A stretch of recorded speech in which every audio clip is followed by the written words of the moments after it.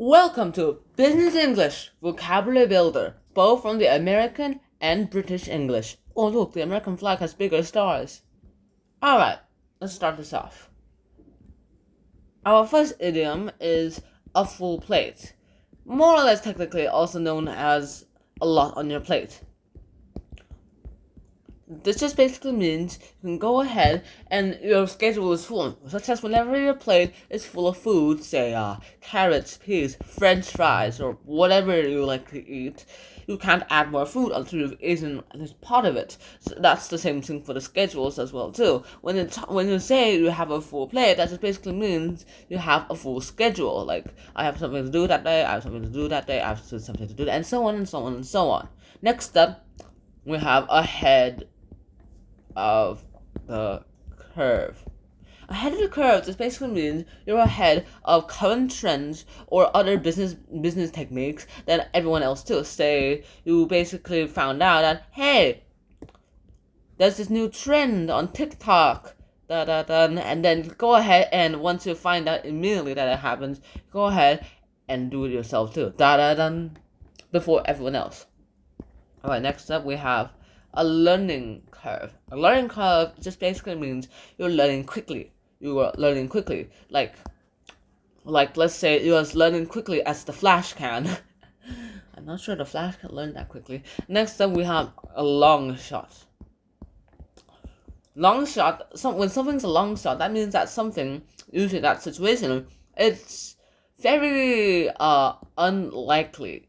It's very unlikely that that will happen, but of course, it is still sort of possible. It is still possible. Also very unlikely. Possibility 10% chance of possibility. That's a very low chance of possibility. But it's also entertainable with not by a long shot, not by a long shot. And this actually comes from British English, where people in the olden days went ahead and used chalk on whatever they could find, they could draw on to go ahead and keep scores. Next up, we have ahead of the pack. Now, ahead of the pack, this basically means you're ahead of everyone else around you, ahead of your peers or ahead of your family or something like that. Remember this. Of course, this actually comes from like the phrase "pack of wolves," as wolves travel in packs, and the one in front of them is usually the one that's the best of them, the strongest of them. All right, next up, we have angel investor. Angel investor is someone who goes ahead, is like a private investor. He's a private investor who goes ahead and gives out big investments towards risky things such as, say, Google stocks. Google stocks. And then, because it's risky, hoping that he will get a higher profit in the future. Also, it is very risky. There's like a 40% chance of it actually working out for him. Next up, we have at arm's length. At arm's length, it just basically means the relationship between two people or situations, but they have no control over the other. Mark and Sarah are at arm's length with each other. They still connected together, but they have no control over the other. Alright, next up we have at stake. At stake just basically means like it's very risky, at risk, or under question. This actually originates from the olden days when bear fights were happening, where you go ahead, tie a bear to this stake, and then, well, afterwards, you go ahead and the people put bets on those people, on the bear or the dogs to win at stake. Next up, we have backroom deal. Backroom deal is a decision or action that is made in secret.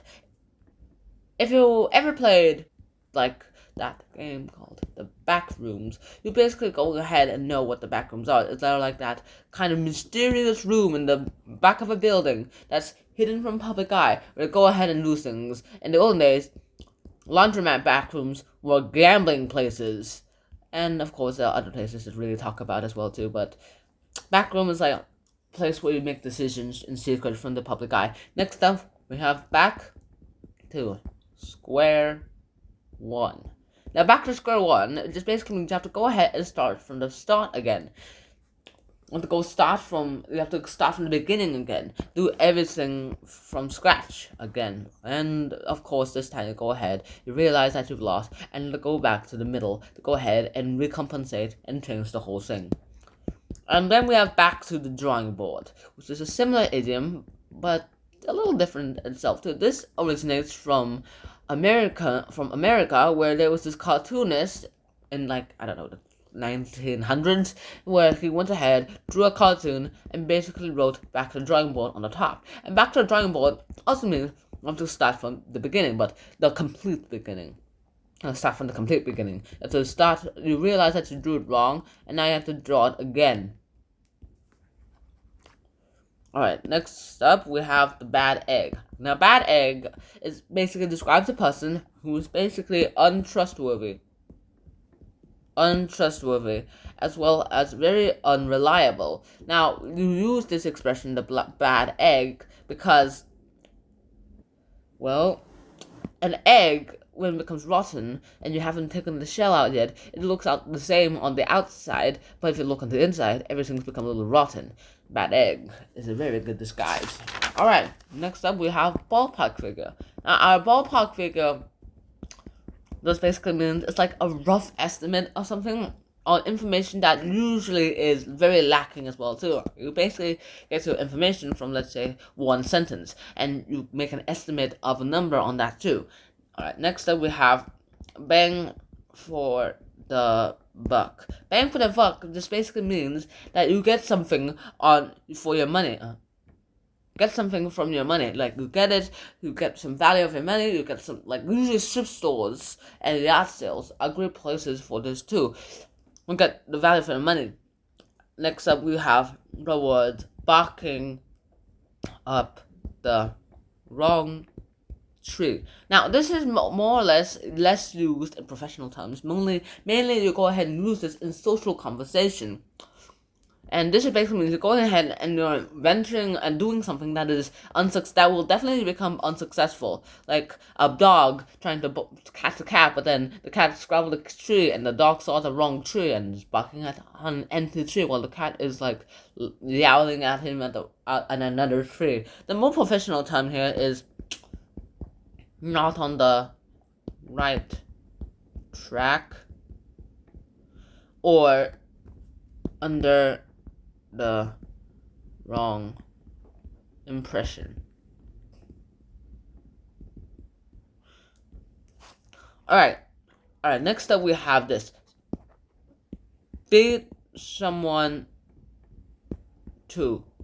Now, when you're beating someone to something, then you go ahead and you both have this mutual goal, but you went ahead and you got there first. When you beat someone to, that just basically means you got there before someone else. Like, let's say you beat your friend to the coffee machine during lunchtime. Well, you got to the coffee machine first before he did, so you get to use first.